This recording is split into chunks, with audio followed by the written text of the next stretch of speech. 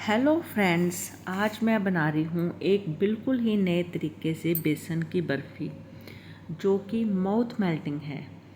इसके लिए सबसे पहले हमें एक भारी तले वाली कढ़ाई लेनी है और इसमें हमें एक कड़छी के करीब देसी घी डाल देना है। जब देसी घी गर्म हो जाए तो इसमें 1 कप बेसन डाल देना है। फिर इसको बिल्कुल स्लो फ्लेम पर भूनना है जब तक कि बेसन अच्छी तरीके से भुना ना जाए और एक बढ़िया सी खुशबू ना आ जाए। अगर आप इस बर्फ़ी के टेस्ट को पूरी तरह से एंजॉय करना चाहते हैं तो इसको स्लो फ्लेम पर ही भुनिएगा। जब मैं छोटी थी तो मेरी माँ हमारे लिए ये बर्फ़ी बनाती थी, लेकिन वो कैसे बनाती थी इस बात की तरफ तो हमारा कभी ध्यान ही नहीं गया। हमारा तो मतलब सिर्फ बर्फ़ी खाने से होता था। और जब माँ के गुज़र जाने के बाद एक दिन इस बर्फ़ी को खाने का मन हुआ तो पता ही नहीं था कि इसको बनाना कैसे है। फिर बड़े अलग अलग तरीक़ों से मैंने इस बर्फ़ी को बनाने की कोशिश की, लेकिन वो टेस्ट ही नहीं आ रहा था। फिर एक दिन जब मैं अपने मायके गई तो मुझे एक कॉपी मिली जिसमें मेरी माँ की लिखी हुई कितनी ही रेसिपीज़ थी। उसमें से ही ये बेसन की बर्फ़ी की रेसिपी भी थी। तो आज मैं ये बेसन की बर्फ़ी उसी कॉपी को देखकर बना रही हूँ। फ्रेंड्स, आप में से भी क्या किसी के साथ ऐसा हुआ है कि किसी के चले जाने के बाद एहसास हो कि हमने क्या खो दिया है? अगर आप लोगों में से भी किसी के साथ ऐसा हुआ है तो मुझे कमेंट करके ज़रूर बताइएगा। और अगर आप मेरी माँ की लिखी हुई और रेसिपीज़ देखना चाहते हो तो भी कमेंट करके मुझे ज़रूर बताइएगा।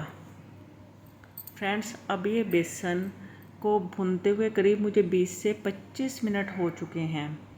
अब ये स्लो फ्लेम पर ही बहुत अच्छी तरह से भुन चुका है। अब इसको मैंने एक अलग से प्लेट में सारा निकाल लिया है। ये इसकी बहुत ही इस टाइम अच्छी खुशबू आ रही है और ये बहुत ही अच्छी तरह से भुना गया है। अब दूसरी तरफ मैंने 70 ग्राम के करीब पनीर लिया है। इसको अच्छी तरह से क्रश करना है। आप घर का बना पनीर भी ले सकते हैं या बाज़ार का बना पनीर भी ले सकते हैं। मैंने बाज़ार का पनीर लिया है। इसको अच्छी तरह से मैंने क्रश कर दिया है। अब इसको अच्छी तरह से क्रश करने के बाद हथेली की इस साइड से इसको अच्छी तरह से मल मल के सॉफ्ट कर देना है। जैसे हम आटा गूंथते हैं ना, वैसे ही इसको करना है। इसकी एक सॉफ्ट डो के जैसे इसको बना देना है इसमें, ताकि बिल्कुल भी वो हार्डनेस ना हो। अब ये अच्छी तरह से बिल्कुल सॉफ्ट हो चुका है पनीर। इसको कम से कम 4 से 5 मिनट हो गया मुझे ऐसे ही सॉफ्ट करते हुए। अब कढ़ाई में मैंने 1/4 कप के करीब दूध ले लिया है। अब इस दूध में मैंने आधी कड़छी के करीब मिल्क पाउडर डाला है और इसको अच्छी तरह से मिक्स कर देना है ताकि ये बिल्कुल ऐसे मिक्स हो जाए आपस में। और 1 कड़छी के करीब इसमें चीनी डालनी है। चीनी डाल के इसको अच्छी तरह से घोलने के बाद जो सॉफ्ट पनीर है, अब इसको सारे को डाल देना है और मिक्स कर देना है। अब मिक्स करने बिल्कुल ऐसे अच्छी तरह से मैश कर करके इसको ऐसे इसके बीच में से मिक्स कर देना ताकि ये बिल्कुल अच्छी तरह से इसमें घुल जाए। जब ये दूध में अच्छी तरह से ऐसे पनीर घुल जाएगा तो इसमें थोड़ा थोड़ा करके हमें बेसन डालते जाना है। एकदम से सारा नहीं डालना। अगर एकदम से हम सारा डालेंगे तो इसमें लम्स के जैसा बन जाएगा।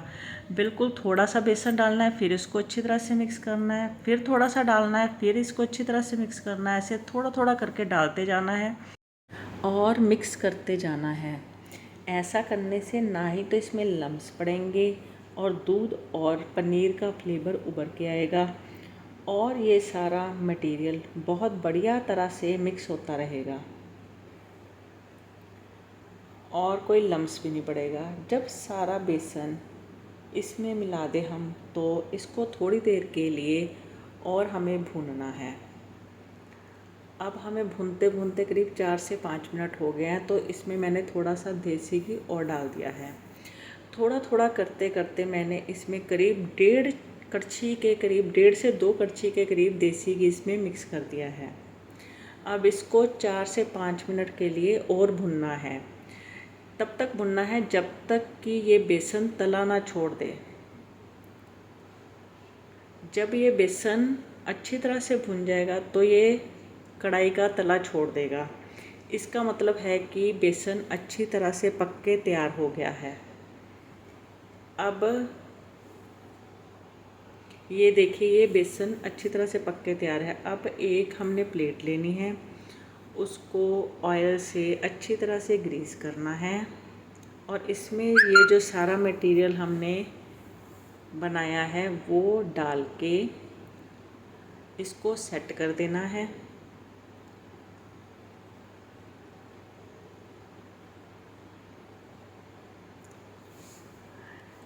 अब ये सारा मटेरियल हमने इस प्लेट में डाल दिया है। अब इसको सेट कर देंगे हम और इसको आप अपने तरीके से गार्निश कर सकते हो। जो भी ड्राई फ्रूट से आप इसको सजाना चाहो, आप उस ड्राई फ्रूट से इसको सजा सकते हो।